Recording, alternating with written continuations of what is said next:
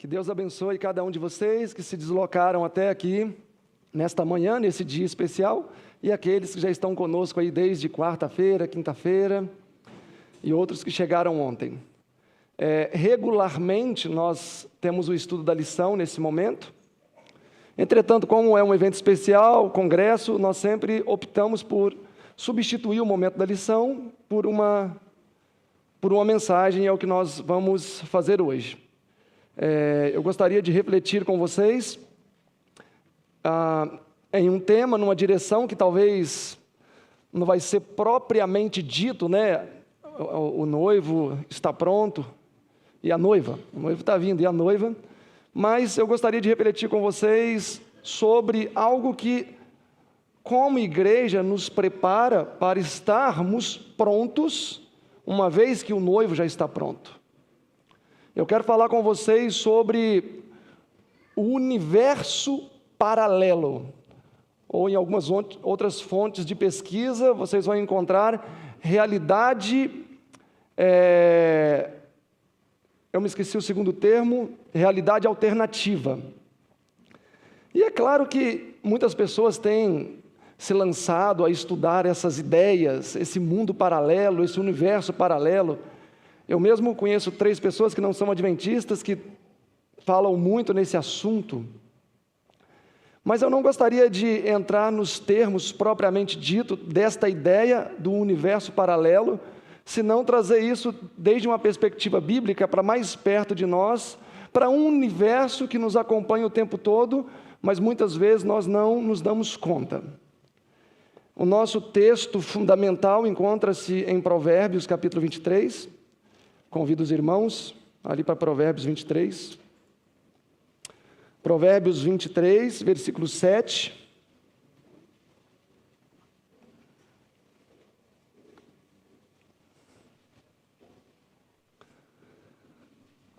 Provérbios 23, verso 7. Por quê?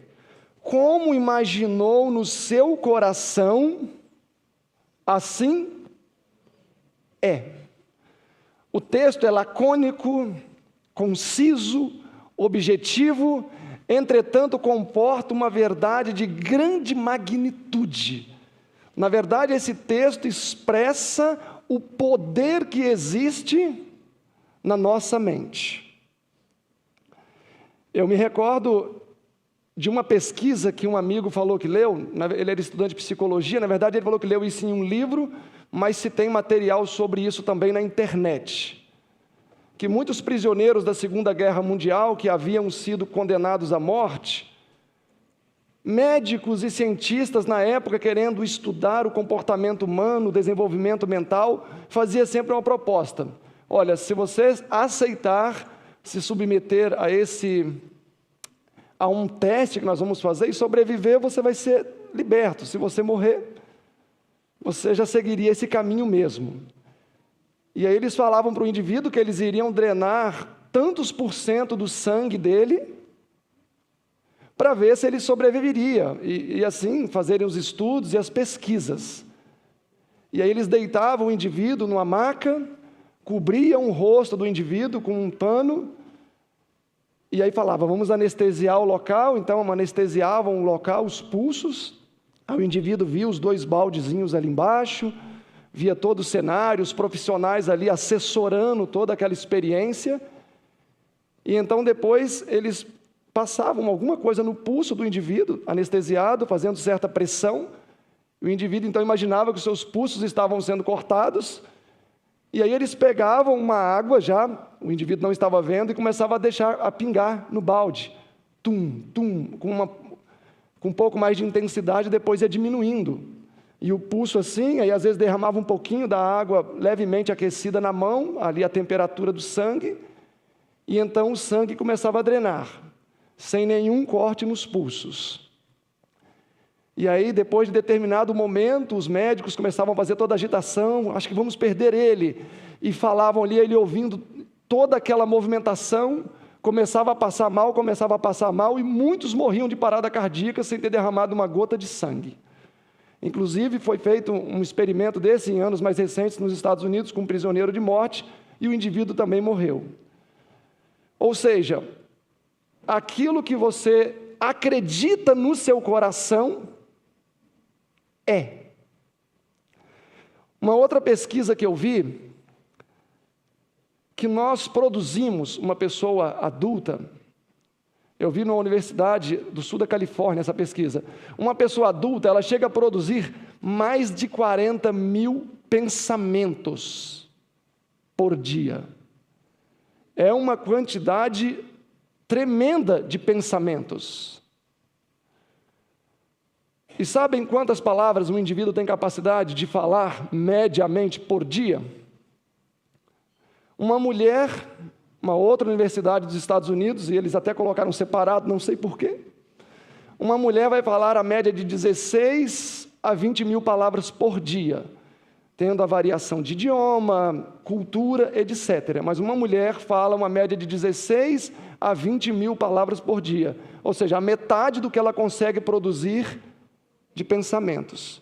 O homem, não sei se também está correta essa pesquisa, eles podem errar, falam uma média de 10 a 14 mil palavras por dia. Um pouquinho menos, né? Entretanto, está numa média bem alta de produção de pensamentos. Ou seja, o que eu proponho para vocês nesta manhã é que o universo invisível da nossa mente é muito maior do que o universo visível somatizado através de palavras e atos. E eu gostaria de propor para vocês nesta manhã que avaliemos nessa perspectiva. Não vai ser algo teológico, na verdade não vai ser algo teológico. Eu quero discutir com vocês, nessa breve reflexão que vamos ter, algo prático. Porque eu pergunto agora para vocês, destes mais de 30, 40 mil pensamentos que temos por dia, quantos deles são verdadeiros? Quantos deles são morais? Quantos deles são sensatos? Quantos por cento deles são sensatos? Quantos por cento deles nós poderíamos permitir que seja somatizado em palavras e atos? Quando eu falo 20 mil palavras, isso é a metade do que eu pensei. No mundo invisível, não existe barreira ou advertência para o indivíduo. No mundo visível, sim. Se entra uma mulher bonita em um ambiente e a mulher for casada, o cidadão vai pensar, poxa, que mulher bonita. E aí só Deus sabe o que ele vai estender para além disso. Mas isso não vai ser refletido em palavras ou em atos. Por quê? Porque para as palavras tem o sinal verde. Eu posso falar tranquilamente, eu posso expressar tranquilamente, mas tem o sinal amarelo. Opa, isso eu não posso falar, isso eu não posso expressar. E tem, ou não é o momento, e tem o sinal vermelho. Definitivamente eu não posso falar isso, definitivamente eu não posso ter tais atitudes.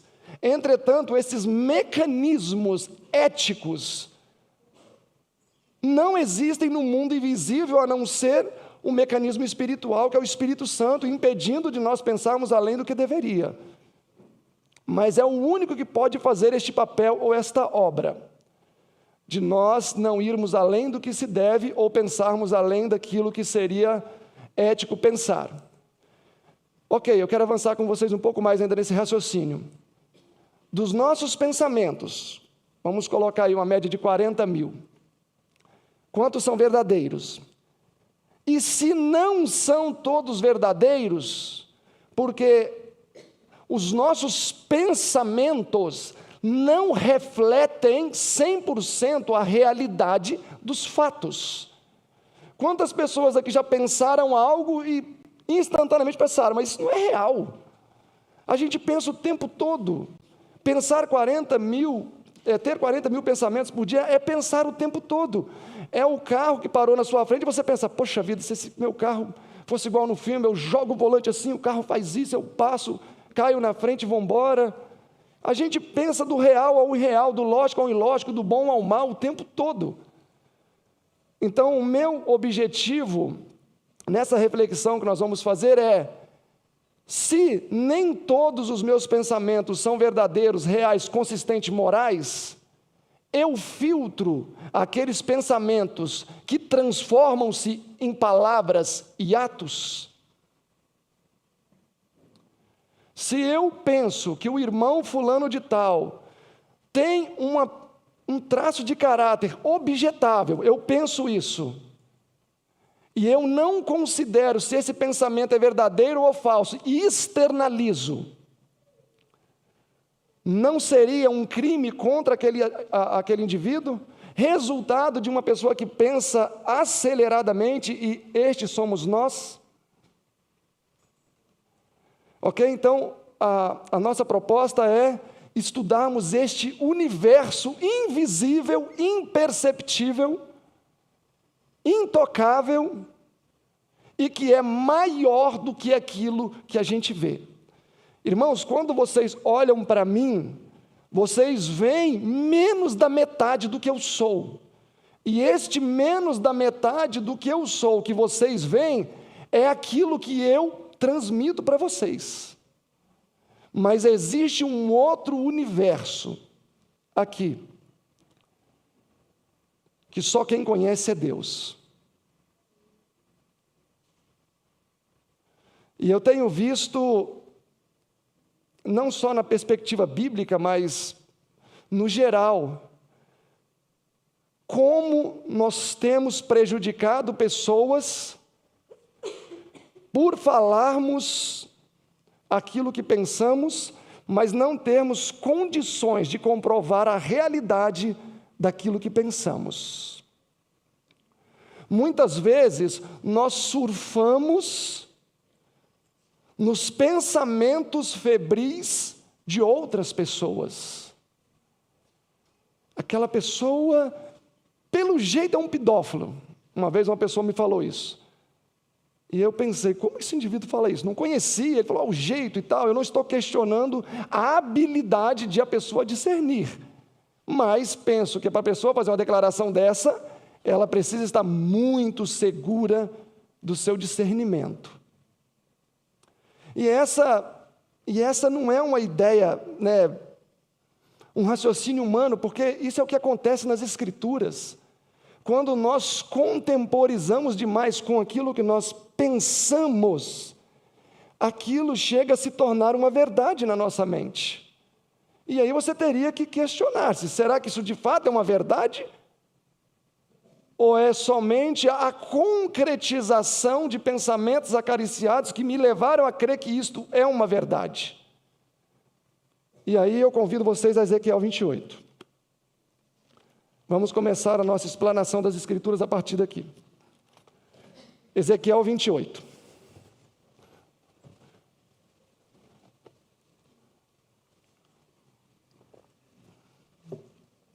Todos estão lá? Ezequiel 28, versículo 2, aqui referindo-se a Satanás.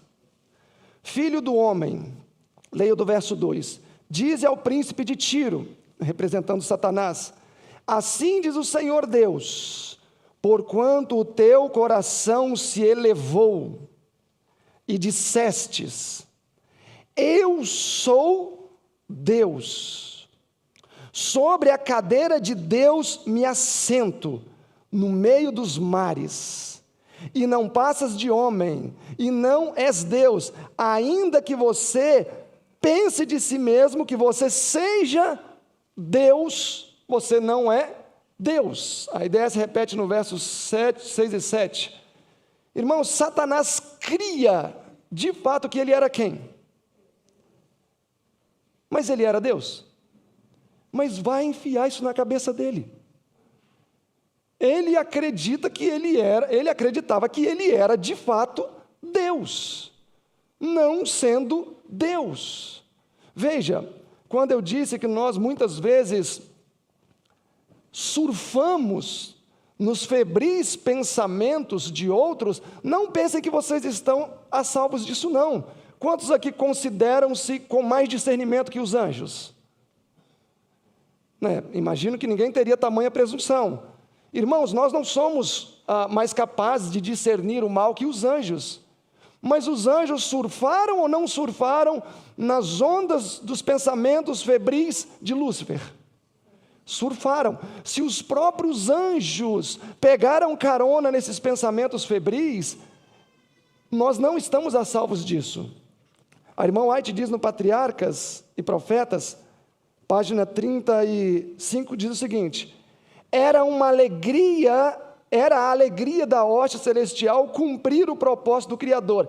Deleitavam-se em fazer a sua vontade, louvá-lo e em obedecer a sua lei. Faziam o quê? Deleitavam-se, era a alegria, era o gozo deles.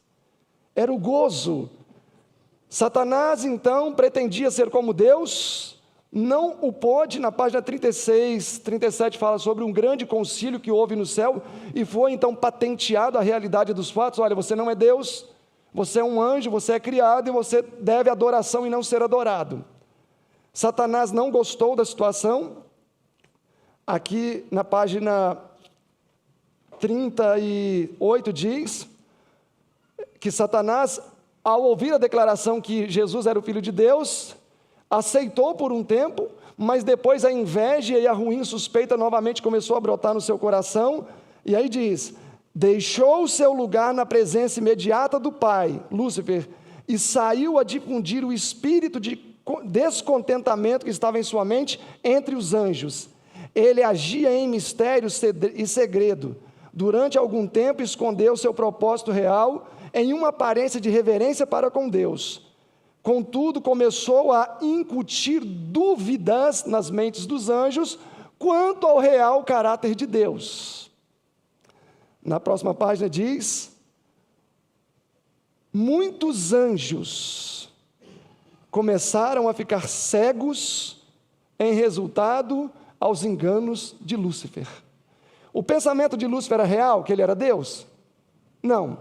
Então percebam que mesmo uma pessoa que começa a permitir que aquilo que foi gerado venha à luz, consegue convencer outras pessoas, tirando vantagem da amável e leal confiança nele depositada pelos seres santos que estavam sob suas ordens, com tal arte infiltrara as suas próprias dúvidas e a sua própria desconfiança na mente dos anjos, com tal maestria que eles nem percebiam a participação de Lúcifer no surgimento dessas dúvidas. Então ele conseguiu fazer um trabalho tão sutil, que nem os anjos perceberam que o pensamento equivocado quanto ao que eles estavam tendo de Deus nesse momento partia de Lúcifer. E a parte final diz: Lúcifer trabalhava arduamente para trazer a paz entre os anjos desafetos, demonstrando assim estar em perfeita harmonia com a lei de Deus. Ou seja, ele criou o problema e depois ele tentou organizar o problema, e com isso ele cativava ainda mais os anjos. Irmãos, nós precisamos ter uma fé concreta. Por que eu digo isso? Os enganos dos últimos dias vai ser tão poderoso, que se nós não estivermos de fato alicerçados na palavra de Deus, seremos levados. Veja, os anjos deleitavam em servir a Deus, e depois das insinuações de Lúcifer, eles passaram a abominar esse serviço, já não tinham mais deleite, já não tinham mais prazer em servir a Deus, e eles eram seres não caídos. Então, muito mais cuidado nós precisamos ter. Nós sabemos que Lúcifer então foi expulso para a terra. Vamos a Gênesis 3, vamos avançar na realidade humana. Gênesis 3.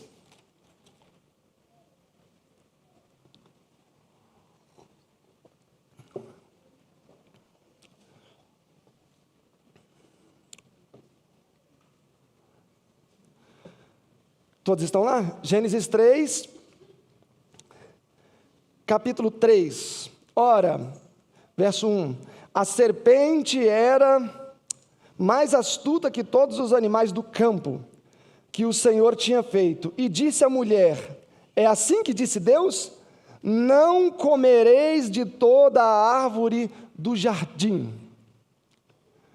Verdade ou mentira a declaração de Satanás? Verdade. A declaração aqui é verdade. Gênesis 2, 16, 17 diz: e ordenou o Senhor Deus ao homem, dizendo: de toda a árvore do jardim comerás livremente. Verso 17: mas a árvore que está no meio do jardim, a do bem e a do mal, não comerás, porque no dia em que dela comerdes, certamente morrerás. Agora, novamente, a sentença da serpente: não comerás de toda a árvore do jardim. Verdade ou mentira? Verdade, porque eles podiam comer de todas as árvores? Não, mas ele construiu a ideia de maneira diferente. E ele, nessa construção de ideia, ele abriu uma oportunidade de diálogo com Eva. Porque, de fato, Deus não falou: vocês podem comer de toda a árvore, há uma que vocês não podem comer. E ele repetiu a ideia, entretanto, numa construção linguística aqui diferente. E Eva caiu na armadilha. Ela falou: não. Verso 2: disse a mulher à serpente: das árvores do jardim podemos comer, mas do fruto da árvore que está no meio do jardim, disse Deus: dela não comereis e nem tocareis. Ela caiu na armadilha de Satanás. O livro Deserto para a Tentação, na página 11 desse novo, ou do antigo, a página 14, fala assim: Eva acrescentou a palavra de Deus. E aí cita Gênesis 3:3, e fala: e aí podemos ver toda a sutileza da serpente, quando ela falou: nem tocareis. Diz que na mesma hora ele tirou o fruto, colocou na mão de Eva e ela segurou o fruto. E ele falou: está vendo? Deus mentiu. Você não morreu ao tocar no fruto. Irmãos, a fragilidade mental hoje é grande, mas não é nova. Eva nem se deu conta daquilo que Satanás estava falando com ela. Não foi Deus que falou, foi ela mesma que falou. Ela acrescentou a fala de Deus, e ela creu naquilo. Ela pensou: poxa, realmente, eu toquei na fruta, Deus disse que morreria, e eu toquei na fruta e não morri. E ele fala: então, se você comer também não vai morrer. Olha, se você olha isso lá para trás, tudo bem, isso não parece tão aplicável a hoje, mas será que de fato isso não é aplicável hoje? De nós acabarmos por crer naquilo que é o nosso conceito, aquilo que é o nosso concreto, aquilo que a gente vê, toca e pega todos os dias. Será que não se corre o risco também de nós mesmos nos enganarmos também? Porque Deus nunca disse: não tocareis. E o inimigo, tão astuto, sabia, e acabou fisgando Eva nas suas próprias palavras. O que eu digo com isso, irmãos? Nós precisamos tomar muito cuidado com o que nós falamos. Muito cuidado. Porque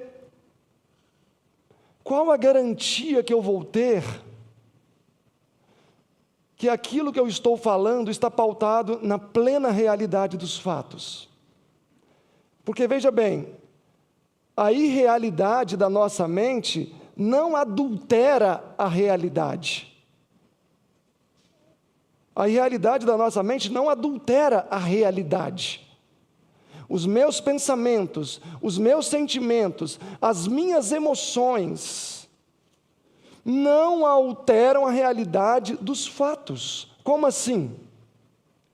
A minha muita fome ou a ausência dela não altera o sabor da comida. A comida segue sendo a mesma, os mesmos nutrientes, o mesmo tempero, a mesma cor, o mesmo sabor, independentemente do grau da minha fome. Independentemente do grau da minha fome, a comida continua sendo a mesma. O que muda é a disposição do meu paladar em relação à comida, mas não a comida. Tanto que se eu estiver com muita fome, uma comida menos elaborada me parecerá saborosa. Mas se eu estiver com pouca fome, uma comida mais elaborada, bem temperada e saborosa, não me parecerá assim tão apetitosa. Ou seja, a nossa disposição e a realidade daquilo que eu penso ou sou não altera o fato. Eu posso dizer, na verdade, até uma vez eu estava em um local, e aí chegou um amigo, eu estava conversando com outro amigo, e esse amigo chegou muito alegre e tal, e esse colega falou, nossa, esse rapaz, né, dá uma alegria estar perto dele, tão alegre, e ele brinca, e ele é vibrante. Falei, realmente. E o amigo foi embora, e ele falou isso. Aí se passaram uns 3, 4 dias, eu estava com esse mesmo colega, aí chega esse mesmo colega, e esse meu amigo, nesse dia eu percebi que ele não estava tão bem. E aí chega esse outro colega, o brincalhão, do mesmo jeito, falando as mesmas coisas, com a mesma vibração assim muito positiva, e ele fala, nossa, esse cara fala, ri alto, beira a frivolidade. E aí eu pensei, horas, mas ele não fez nada diferente. Então percebam que a disposição de espírito daquela pessoa definiu o que o outro é. Mas isso é uma injustiça muito grande que a gente comete com o nosso semelhante, quando a gente define o outro pautado naquilo que eu sinto. O que eu sou não define o que o outro é. É por isso que um dia eu amo e adoro estar com uma pessoa e no outro dia não. Tem gente bipolar que muda da noite para o dia? Sim, mas nem todo mundo é bipolar. Então, antes de eu pensar que aquela pessoa está num mau dia, pensa, porque talvez quem esteja no mau dia é você, e não a pessoa. Por quê? Porque a irrealidade da minha mente não adultera a realidade.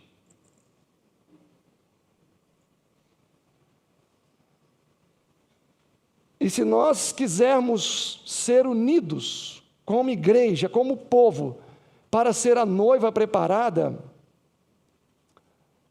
nós precisamos começar a nos atentar mais para esses 40 mil pensamentos. E eu tenho certeza que 40 mil pensamentos, se sair só coisa boa, as mulheres vão reduzir de 20 mil palavras para 10 e dos homens de 10 para 5. Porque tudo o que falamos é o resultado ou a gestão dos nossos pensamentos. Irmãos, pensem comigo. Como é que o pastor fala em inglês? Pensem. O nosso filtro, ele é honesto e ético o suficiente para a gente permitir que dos 40 mil pensamentos, somente os bons e verdadeiros saiam dos nossos lábios?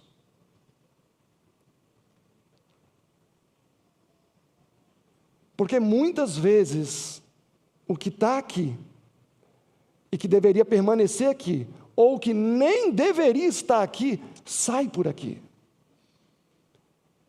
E aí, como que eu vou saber? Se de fato o irmão Daniel Timóteo é um homem preguiçoso. Se não é só fruto da minha mente. Se não é só um momento que eu estou indisposto, por algum motivo, ou porque o trabalho está muito apertado e a gente precisa fazer muito rápido, o congresso está chegando, e aí...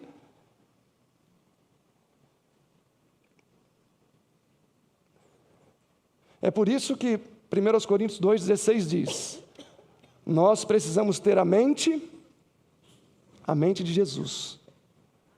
Porque na mente de Jesus não eram fabricados pensamentos que não poderiam ser verbalizados. Todos os pensamentos que eram produzidos na mente de Jesus poderiam ser verbalizados. Porque certamente seriam para construção, seria para edificação. Eu quero que vocês me acompanhem, eu vou ler um texto aqui, na verdade, do Desejado. Olhem só o risco de a gente permitir que tudo que vem aqui sair pela boca. Prisão e morte de João Batista, leia do capítulo 22 do Desejado. Página 214 fala: João era um homem que vivia em ativo labor. Entretanto, na prisão e as sombras da inatividade na prisão pesavam fortemente sobre ele. Contudo, os seus discípulos poderiam frequentemente visitá-lo e levavam notícias sobre Jesus. Mas, eu quero que vocês analisem agora comigo, tá? Todos estão atentos? Quantos estão atentos? Levanta a mãozinha. Analisem comigo o texto. Mas, indagavam a João. Se, esse se aqui já diz muita coisa. Se João, este novo mestre, é de fato o Messias, por que você continua na prisão? Vocês acham que essas pessoas estavam verbalizando pensamentos verdadeiros? Não. Não eram pensamentos verdadeiros. Mas eles usaram isso como uma fonte de argumento. Como pode ele permitir, João, o seu fiel precursor, permaneça privado da liberdade e talvez até perder a vida? Outro pensamento externalizado. Verdadeiro ou falso? Falso. Estas perguntas não deixaram de produzir seus frutos. Será que às vezes a gente não abala a fé de alguém? Abalaram de João Batista. Estas perguntas não deixaram de produzir os seus frutos.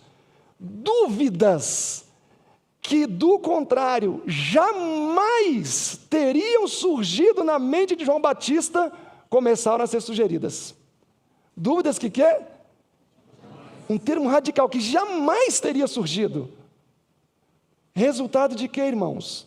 Compartilhar pensamento descuidadamente, inconsequentemente.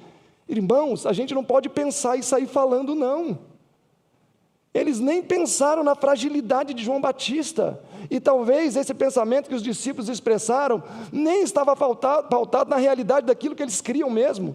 Talvez foram pensamentos ociosos, eles viam Jesus curando. Talvez foram pensamentos ociosos, mas não levaram em conta o quê? A fragilidade daquele que iria ouvir essas coisas. Eles não estavam presos. Eles não estavam para perder a cabeça. Eles não foram o precursor de Jesus. Não levaram em conta a fragilidade dele. Segue dizendo: Satanás, ao ouvir estas palavras dos discípulos de João, deleitou-se. E ele pensou: os discípulos de João prepararam um caminho para mim. Agora é minha vez. Página 216 diz: ao profeta do deserto, isto afigurava-se um mistério que ele não podia mais penetrar. Então instaurou-se o que na mente de João? Dúvida. Dúvida concreta. E só recordando que não muito tempo antes, ele ouviu o que lá no Rio Jordão? Ele ouviu a voz do próprio Deus. Irmãos, a dúvida tem mais poder do que a palavra de Deus. Quando a gente permite que ela seja semeada na nossa mente. Continuando a leitura diz: haviam horas que João ouvia os cochichos dos demônios que torturavam o seu espírito, e a sombra de um terrível temor, enfim, se apoderou de João. Aquele que falou assim: olha, você está errado em estar com essa mulher, e aquele homem destemido que enfrentava tudo, que não estava nem aí para nada, por causa de duas perguntas, irmãos, duas perguntinhas, descreu em tudo aquilo que ele defendeu. Olhem só, João então começou a perguntar-se: pode ter se dado o caso que o tão longamente esperado libertador ainda não chegou? os frutos começando a ser produzidos. Então, se o libertador não chegou, o que representa a mensagem que eu fui impelido a anunciar? Começou a descrever agora também que? Na mensagem. Ou seja, o Messias não chegou, a mensagem que eu preguei é o quê? Falsa, não é verdadeira. Resultado de quê, irmãos? 2 perguntinhas que pessoas inconsequentes fizeram para ele. João sentiu-se cruelmente decepcionado ao perceber os fracassados resultados da sua obra. Ou seja, um fiasco. Sacrifiquei a minha vida em vão. A minha obra é uma mentira. Resultado de quê? De 2 perguntinhas que pessoas inconsequentes fizeram. Irmãos, nós somos, de fato, soldados. Eu me lembro que ontem, por causa da chuva, de todo esse cenário, né, a gente atrasou um pouquinho, aí o Eric falou para o pastor Randy, falou, pastor, a gente vai atrasar uns minutos por WhatsApp. E aí ele respondeu assim, ok, mas nem chuva deve deter um exército. Irmãos, o problema é que nós não meditamos com mais profundidade naquilo que falamos, naquilo que pensamos, porque, como diz o livro Mente, Caráter e Personalidade, volume 2, página 660, diz assim, se os pensamentos forem maus, os sentimentos também serão maus. Pois os pensamentos e os sentimentos constituem o caráter moral do homem. Então, se os meus pensamentos forem maus, produzirão sentimentos também maus. E logo, se os sentimentos forem maus, a junção de 2 coisas que são negativas vai produzir qual caráter? Moral ou imoral? Isso é matemática. Um caráter imoral. Por isso que Este Dia com Deus, página 64, primeiro parágrafo diz, todos os nossos pensamentos precisam ser adestrados. Cada pensamento do dia precisa ser adestrado pelo Espírito Santo. Cada pensamento. E o livro Mensagens aos Jovens, página 144, também diz, muitos dos nossos pensamentos não registrados constituem o fundamento do nosso caráter. Muitos dos pensamentos não registrados, porque estão onde? Aqui, ó. Ninguém viu, ninguém ouviu, ninguém sabe. Por quê? Porque está em um lugar invisível. Um lugar onde o homem não pode perscrutar. Mas interessante que mesmo eu não sabendo a origem ou o fundamento daquilo, quando aquilo sai por aqui, o que é que eu faço? Aí eu acredito. Igual os discípulos fizeram, colocando em dúvida o caráter messiânico de Jesus. Olhem comigo aí Gênesis 50. A injustiça de nós não adestrarmos os pensamentos. Gênesis 50, todos estão lá? Todos conhecem a história de José, foi vendido, uma desumanidade total, foi para o Egito como escravo, tornou-se governador, e a Bíblia diz que, na verdade, não só governador, ele se tornou o pai de Faraó.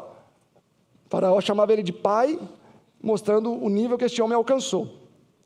Depois da morte de Jacó, os seus irmãos que entretinham pensamentos negativos acerca da índole, acerca da integridade de caráter de José, agora então permitem que os seus pensamentos e as suas emoções, ansiedades recebam vida, e eles dão a luz aos pensamentos de injustiça. Verso 15, vendo então os irmãos de José que seu pai já estava morto, disseram, porventura nos odiará José, e certamente vai nos retribuir todo o mal que fizemos a ele. Usa até uma palavra radical, um termo específico, né? Certamente ele vai fazer isso. Estas informações estavam onde? Na cabeça deles. Mas estas informações se harmonizavam, coincidiam-se com a realidade dos fatos? Não. E aí, verso 16, mandaram alguns homens ir falar com José e falaram: José, o seu pai falou, não mata os seus irmãos, não tortura eles, não briga com eles. Verso 17, e assim diz a José: rogo-te, rogo-te a transgressão dos teus irmãos e a seu pecado, porque fizeram mal. Agora, pois, rogamo-te que perdoe a transgressão dos servos do Deus do seu pai. E José, ouvindo isso, fez o quê? Então nós estamos aqui em harmonia com o que os irmãos pensavam e com o que José pensava? Absolutamente não. José chorou, e aí segue o texto dizendo: estou eu no lugar de Deus? Ou seja, os pensamentos que os irmãos de José nutriam quanto a José eram totalmente equivocados, totalmente falsos. Não existia um só fio de verdade naqueles pensamentos. Mas eles fizeram o que com esses pensamentos? Externalizaram. A esta altura, eles eram homens ímpios, ou já tinham tido todo aquele arrependimento maravilhoso, aquela coisa linda que a gente vê no capítulo 45, de eles pedindo perdão, e a irmã White comentando um capítulo inteiro, o arrependimento de Judá, ele mata meu filho, aquela coisa linda, já tinha acontecido. Irmãos, ninguém está em uma plataforma segura de não ser esse conduto de inverdade. Todos aqui pensam, todos têm o dom da fala. Então todos podem e são potenciais candidatos a serem essas pessoas que vão expor o caráter de outras pessoas baseado nas suas próprias conclusões. Em contrapartida, assim como você pensou no seu coração, assim é. Assim é. E graças a Deus que essa é uma verdade absoluta, porque se eu penso coisa boa, qual vai ser o resultado? Coisa boa também. Olhem aí o próprio capítulo 45, já que estamos na história de José, o próprio capítulo 45, verso 5. No capítulo 42, José se encontra pela primeira vez com seus irmãos. No capítulo 43, se encontra pela segunda vez. No capítulo 44, ele prova os seus irmãos. E no capítulo 45, ele revela-se: sou eu, José, aos seus irmãos. 45, verso 5. A hora que os irmãos de José se ajoelharam diante dele, no verso 5 ele diz, José falando: agora, pois, não vos entristeçais, nem vos pese os vossos olhos por me haverdes vendido para cá. Por quê? Para a conservação da vida, Deus me enviou antes de vocês. Ele tirou a responsabilidade total de quem? Dos próprios irmãos. Eu pergunto, que tipo de pensamento José esteve no Egito nutrindo contra os irmãos?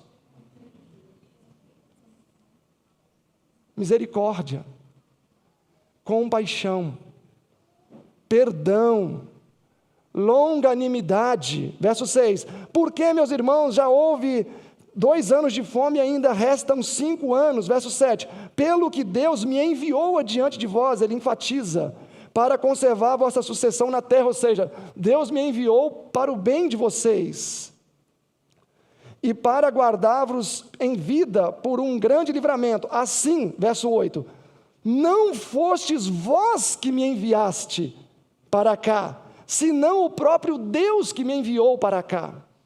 Há alguma diferença naquilo que José nutria na sua mente, naquilo que os próprios irmãos de José que tinham vendido nutriam?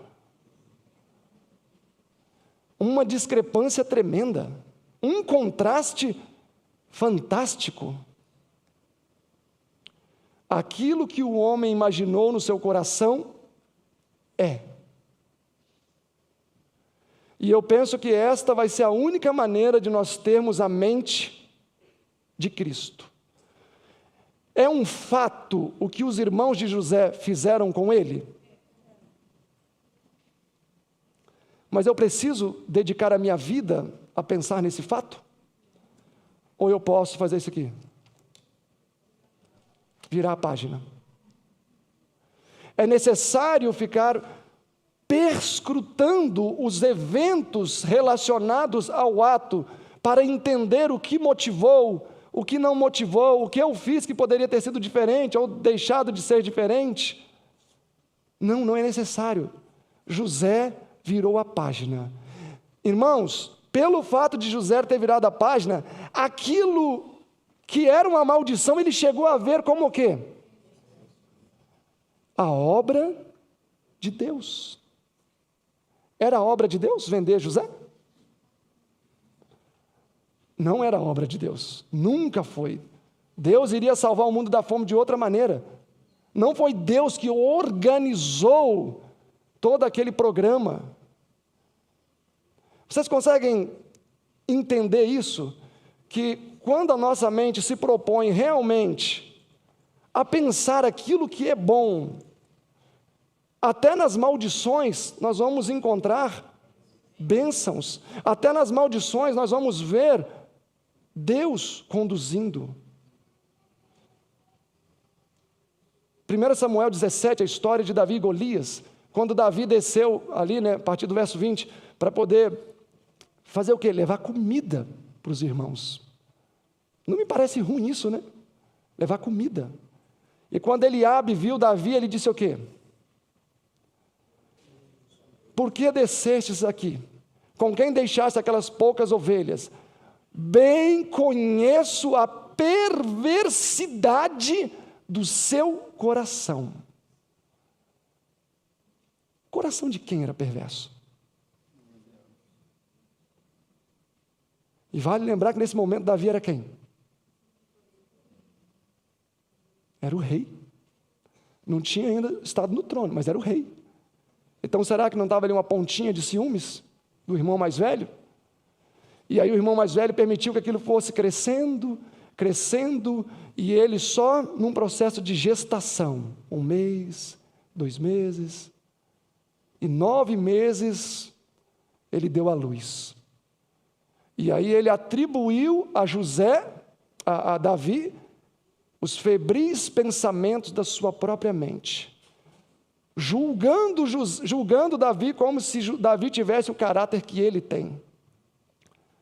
Mas na verdade a maldade, a perversidade, ele usa a palavra perversidade, não estava no coração de Davi, estava no coração dele. Irmãos, nós precisamos buscar do Senhor essa sanidade mental. Eu pesquisei esse tema, eu li muitos textos sobre esse tema, pesquisei no Espírito de Profecia, e confesso para vocês que eu sei que não estou conseguindo transmitir na clareza que eu queria, usando exemplos talvez mais claros que eu não pude encontrar, embora eu creio que tenha, talvez não usando as melhores palavras, talvez não aqui usando a melhor maneira pedagógica de transmitir para vocês isso, mas uma coisa eu sei: se Deus, com a nossa colaboração, não adestrar os nossos 40 mil pensamentos diários, a noiva nunca vai estar pronta. Nunca vai estar pronta. É imprescindível que nós unamos os nossos esforços com o Espírito Santo, cuidando com aquilo que a gente vê, aquilo que a gente ouve, porque poderemos promover a desgraça das pessoas. Vocês acham que os discípulos de João chegaram a essa conclusão como? Vocês que são discípulos de João, cadê o mestre dele? Por que ele está preso? Cadê o mestre dele? As massas falando, e eles começaram a pensar, começaram a refletir, e só foi o efeito cascata. Até que Satanás alcance, então, o seu objetivo. Se alguém tiver que ser desviado da fé, irmãos, que não seja por nossas palavras impensadas, resultados de pensamentos não adestrados, porque a gente não tem noção do que uma palavra pode repercutir, porque a senhora White diz que muitas pessoas perderão o céu por causa de quê? Quem já leu o texto me fala. Por causa de uma palavra que não foi bendita. E se eu tenho uma fábrica insana de produção de ideias, o meu pelotão de filtragem precisa estar muito ativo. Muito ativo. Porque aquilo que nós pensamos, aquilo que nós sentimos, se tornam palavras e atos. E esse conjunto juntos se torna o alicerce do nosso caráter moral. Que Deus possa nos dar forças, que Deus possa nos dar discernimento, que Deus possa nos dar ânimo, para que toda vez que a gente pensar algo de alguém, a gente de fato refletir se aquilo que eu estou pensando é real ou não, se é verdadeiro ou não. Ou se é só fruto, talvez, de uma ruim suspeita, se é só fruto, talvez, de uma informação atravessada que chegou, ou fruto de qualquer outra coisa. Porque nós produzimos 40 mil pensamentos por dia. E desses 40 mil pensamentos, nós conseguimos confeccionar entre 10 e 20 mil palavras. Ou seja, já filtramos bastante, né? Imagina se não tivesse esse filtro. Mas ainda assim, dá para melhorar. Que Jesus possa abençoar cada um de vocês. E eu agradeço por vocês terem me ouvido pacientemente. Vamos fazer uma oração todos de joelhos. Eu sei que está meio apertado, mas vamos tentar ajoelhar com bastante reverência e cuidado.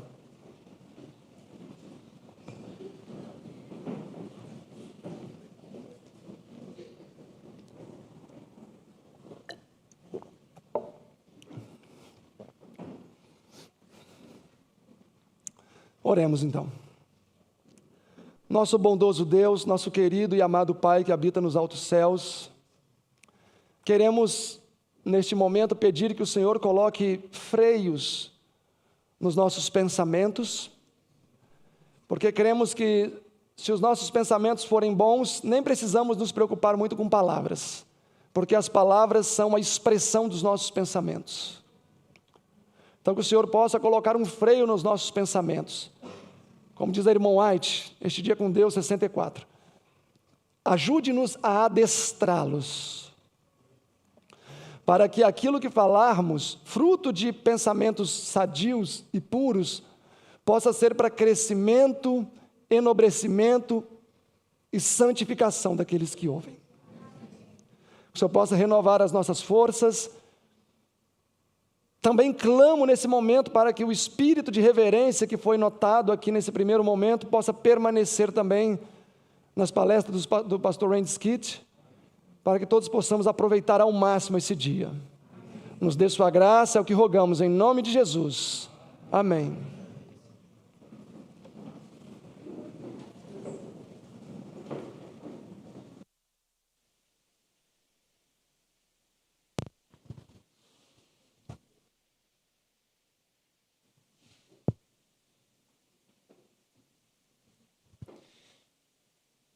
Um bom dia a todos, feliz sábado.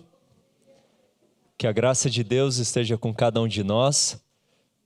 Louvado seja Deus pela mensagem. Eu fiquei refletindo e lembrei na verdade de um ditado que diz: demoramos cerca de 2 a 3 anos para aprender a falar e mais de 60 anos para aprender a ficar quieto. Então, é o nosso desafio diariamente sermos guiados pelo Espírito Santo. Amados, não vamos fazer deste momento um intervalo para sairmos. Obviamente, se você precisar sair para ir ao banheiro, tomar água, ok. Mas estamos na continuidade do culto e teremos neste momento um repórter missionário para que vocês possam visualizar, acompanhar aquilo que Deus tem operado por meio deste instituto. Mas antes disso, eu quero fazer uma movimentação com vocês. nós estamos recebendo mais pessoas. Vocês podem observar que o auditório está repleto de pessoas, mas eu estou vendo muitos assentos entre vocês vagos. Então eu peço que vocês façam a seguinte movimentação. Se você tem algum objeto do seu lado que não é uma reserva para alguém ou de alguém, pegue para você, coloque no seu colo ou no chão, na cadeira, na frente, tá bom? E eu peço que vocês também possam vir para o corredor e deixar as cadeiras laterais vagas. Pode ser assim? Então, se tem uma cadeira entre você e o seu irmão, pula no sentido do centro e deixe, então, as cadeiras laterais livres. Vamos fazer essa movimentação? Eu estou vendo aqui muitas cadeiras, então se aproximem do centro. Fica ombro a ombro aí do seu irmão. Dá um oi, dá um feliz sábado, dá um bom dia. Porque liberando as cadeiras dos corredores laterais, as pessoas poderão entrar mais facilmente sem passar pela sua frente. Pode ser assim? Eu estou vendo ainda muitas cadeiras, vamos fazer essa movimentação, ajudem-nos. Por favor, meus queridos. Então, essas cadeiras que eu estou vendo são pessoas que se sentarão, familiares e etc. Ok, então tá certo. Maravilha, então. Queridos, muito obrigado. Teremos agora o repórter missionário e depois a continuação, a segunda parte, né? Com a presença aqui do pastor Randy Skate. Que Deus abençoe a todos em nome de Jesus.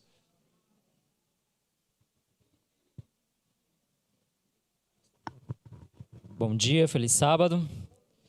Que Deus abençoe grandemente vocês. Meus irmãos, eu me chamo Harry, para aqueles que não me conhecem, sou vice-diretor do IAG e estou aqui para trazer para vocês, primeiramente, uma retrospectiva, uma rápida retrospectiva e depois um repórter missionário para vocês do que Deus tem feito por nós. Tá? E vocês têm feito parte desse grande e maravilhoso trabalho. Eu gostaria que pudesse mostrar ali no quadro. Só um instantinho enquanto o Arthur está colocando ali para nós. Tem um texto no Eventos Finais, página 72, que diz que nada temos que recear quanto ao futuro, a menos que esqueçamos como Deus tem nos conduzido no passado, né? Então, isso tem que ser a nossa nota tônica, né? Sempre nos lembrarmos disso.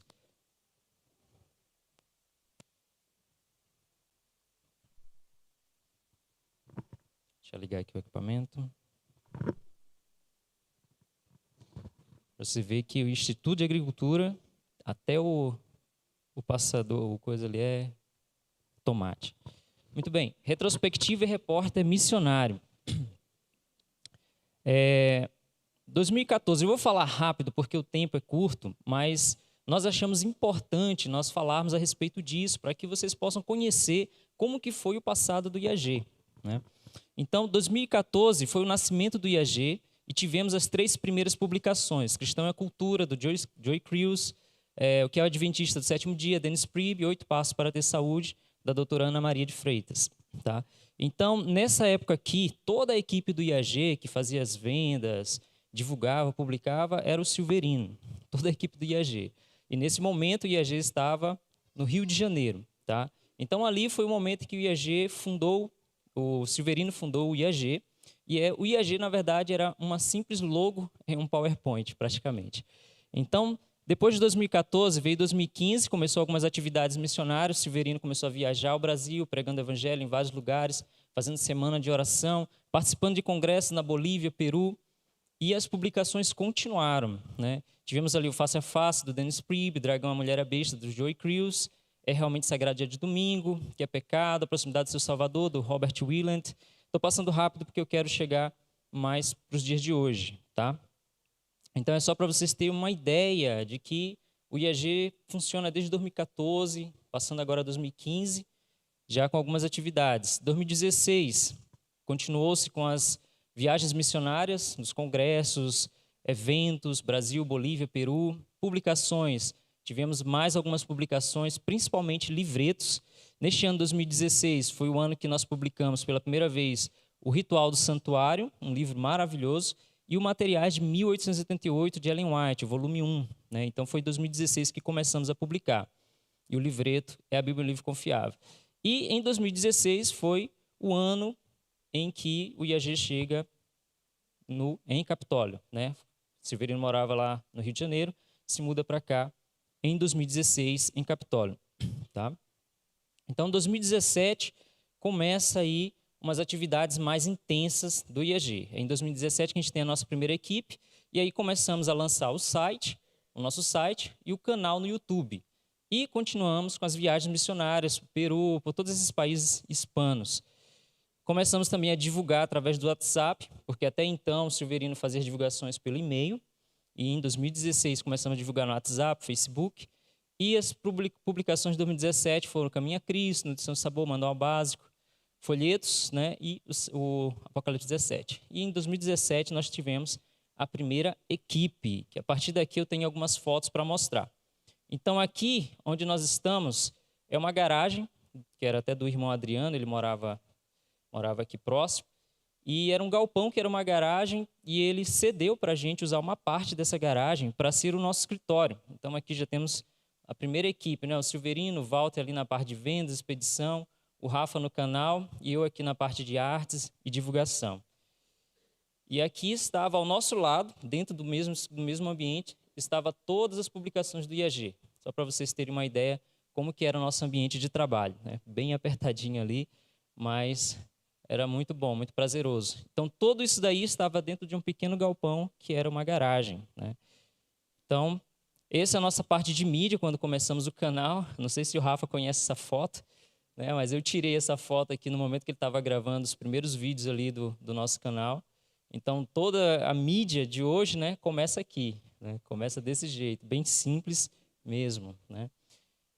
Usando o estúdio, era as paisagens de Capitólio, né? Os primeiros vídeos, se vocês verem no canal, tem várias paisagens ali de Capitólio.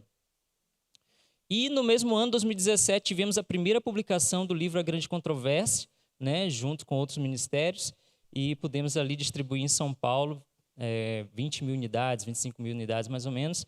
E no mesmo ano tivemos o primeiro congresso Cristalina, tá? Foi o primeiro congresso que o IAG esteve um pouco mais à frente.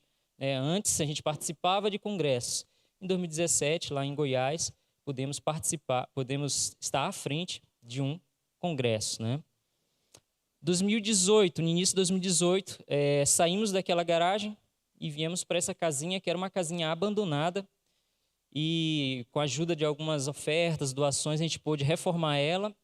Deus abençoou a gente trocar o telhado, e o dono dessa casinha, um senhor já de idade, tem uma fazenda, ele permitiu a gente usar sem cobrar aluguel, a gente não precisou pagar energia, e ficamos lá desde 2018 até final de 2022. Né? Então, esse lugar aqui, ó, nessa época de 2018 até 2022, alguns de vocês que possam ter comprado nossos materiais, ter entrado em contato, era dessa casinha que saía todos esses materiais que iam para tudo quanto é lugar.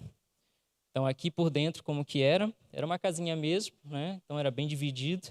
Nosso setor aqui de vendas, expedição, marketing, nosso estoque aqui, tudo cabia num quarto só, era numa sala que a gente entrava, já era todo o setor, né? E aqui a gente fazia toda a montagem dos pedidos e mandava aí para o Brasil. Nosso setor de transporte era assim, era o carro do Walter, ele descia toda semana para levar os materiais para o correio, transportadora, e assim que foi em 2018. Né? Mas Deus foi abençoando, foi transformando essa obra, porque na verdade nós não tínhamos interesse em ganhar nada, né? Nós queríamos que a mensagem fosse. Então, Deus, pela sua misericórdia, foi conduzindo esse trabalho e foi abençoando. E nesse tempo, nós fazíamos impactos a cada 2 meses. A gente começou a Capitólio, Piuí, Pimenta, Vargem Bonita, quase todas essas cidadezinhas em volta aqui, dessa região, nós começamos a fazer impactos, né? Distribuindo literaturas. Nós recebíamos os livros em um galpão, que era um curral. O dono já não estava mais usando o curral e nós pedimos emprestado, ele nos emprestou e pudemos ali deixar. Toda vez que chegavam livros, a gente guardava os livros ali, estocava dentro do curral. E isso foi até 2022. Em 2018 também tivemos a nossa gráfica, conseguimos alugar essa casinha. Vou voltar aqui. Conseguimos alugar essa casinha e dentro dessa casinha começamos uma gráfica, né? também foi um presente de Deus. Deus enviou uma pessoa que pôde nos ajudar com máquinas, com matéria-prima, com tudo que a gente precisava para produzir os livros. Então, foi mais uma misericórdia de Deus também, que nós já tinha um tempo que a gente queria publicar livros, né? Poucas quantidades, porque a gráfica ele exige que você publique muitas quantidades para ficar num preço bom. Mas aí nós começamos a ver uma forma da gente produzir livros a baixo custo, né? Poucos livros com baixo custo. Então, essa foi a nossa primeira gráfica Gutenberg, que também aí foi a sede até 2022. Nossa equipe em 2018, daqueles 4 que estavam lá em 2018, ou seja, no ano seguinte, já éramos aí cerca de umas 14 pessoas. 2019, tivemos alguns pontos, né? Houveram várias coisas, mas eu quis destacar aqui alguns principais, principalmente por conta do tempo. Então, publicação da Bíblia White, várias atividades missionárias pelo Brasil, Peru, Bolívia, uma publicação por mês praticamente, a gente conseguiu publicar um livro por mês. Início das atividades em Angola, foi em 2019. A nossa equipe de Angola, até hoje estão lá firmes e fortes. Deus também tem derramado grandes bênçãos para a nossa equipe em Angola. Este ano o objetivo é que a nossa equipe também vá lá visitar o pessoal de Angola, possa dar uma força, um gás para eles lá.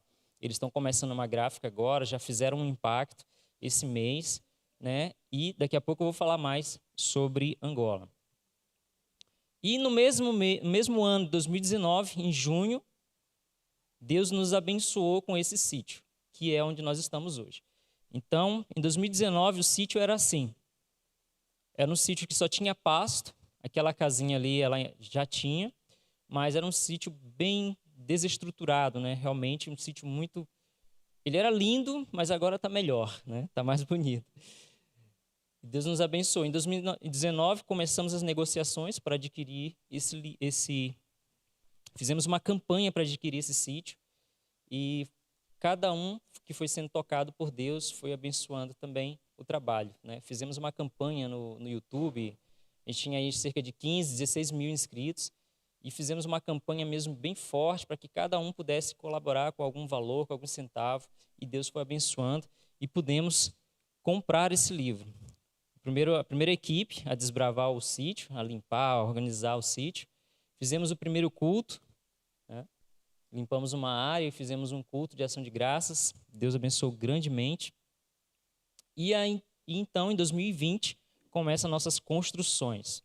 Uma grande jornada de construção. Chegamos a ficar noites inteiras trabalhando, fazendo o possível para que estivesse pronto, porque o nosso objetivo era que no início de 2023 se começasse as aulas da escola missionária. Então, nós tínhamos aí 2 anos praticamente para resolver tudo, né?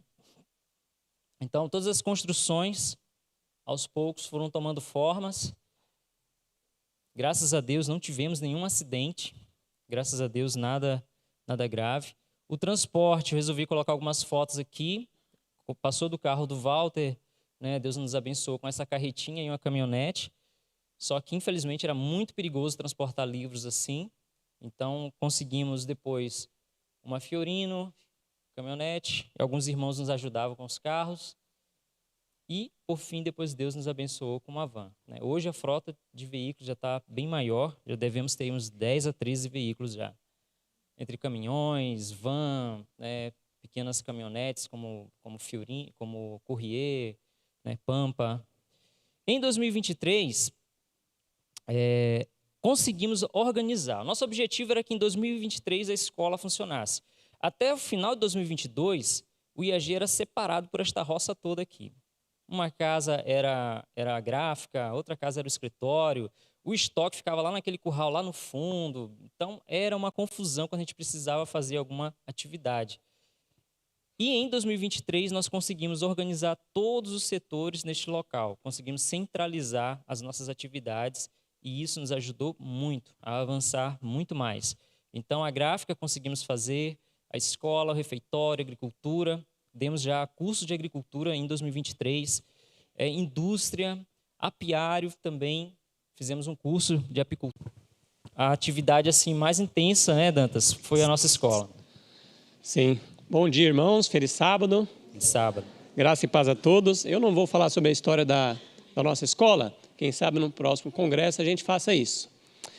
Falar alguns tópicos só para os irmãos que têm interesse, ou algum jovem que conhece algum jovem, para ingressar aqui na nossa escola.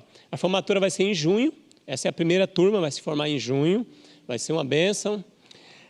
As novas turmas começam em janeiro. Então, se você conhece algum jovem, ou se você é algum jovem que quer ingressar na escola, vai começar em janeiro, precisa fazer a inscrição logo. Por quê? As pessoas deixam por a última hora. Antes de o aluno ingressar aqui, ele vai ter que ler 5 livros. E ele tem umas etapas a cumprir. Ele preenche a ficha de inscrição, lê o manual do aluno, preenche a ficha de inscrição. Depois ele tem que fazer uma entrevista. Depois ele ingressa na escola. Então tem todo um fazer caminho um resumo, né? De isso, todos um resumo dos 5 livros. Então tem que ser logo, irmãos. Senão fica bem em cima da hora. Então eu peço para os irmãos que quiserem fazer as inscrições. Depois do pôr do sol pode falar comigo valores. Mas aqueles que estão no congresso aqui e quiserem ingressar na escola, não vai pagar a inscrição, tá bom? Todos que estão aqui.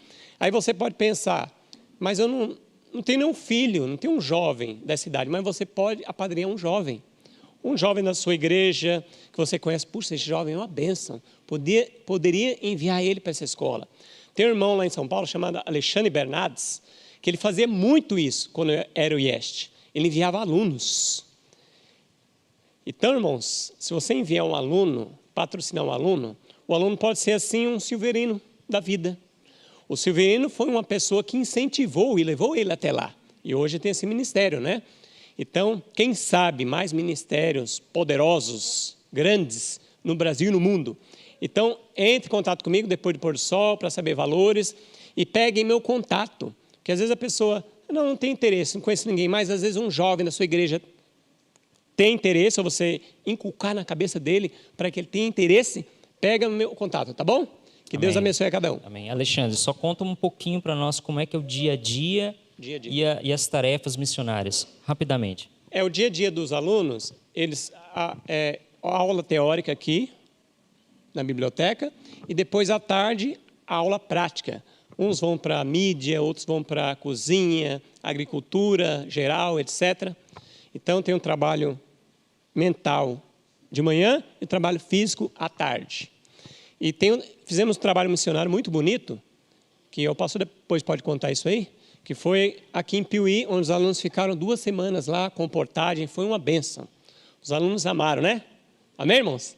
Amém. Amém. Isso, tem um vídeo no canal sobre isso aí. Mostrando o dia a dia dos alunos no evangelismo. Irmãos, a gente aprende sobre Apocalipse verso a verso, Daniel, sobre nutrição, música, entre outros. Muitos alunos estão no coral aqui, então aprende muitas coisas da palavra de Deus. Louvado seja o Senhor. É uma imersão mesmo, sim, né? Amém. E o convívio, né? O convívio aqui, que é uma bênção, né? Que a gente vai se moldando, aquela pedra bruta vai se transformando em um diamante. Amém. Glória a Deus. Conversa comigo, irmãos. É 18 anos. Mas às vezes tem um jovem assim, menos que 18 anos, conversa comigo. Quem sabe esse jovem já está com a mente assim, madura, né? E ele pode ingressar, não tem problema nenhum, tá bom? Amém. Que Deus abençoe. E não tem idade limite, até 100 anos. Amém. Deus seja louvado. Glória a Deus. Amém. Então, vamos avançar aqui, que meu tempo está acabando. Congressos, também através dos congressos, podemos trazer muitos palestrantes bons para receber, para a gente compartilhar a palavra de Deus conosco, né? Tem sido uma grande bênção, como é o caso do pastor Randy Skitt, pastor Stephen Borg, que já veio aqui, e nós estamos muito felizes com isso também.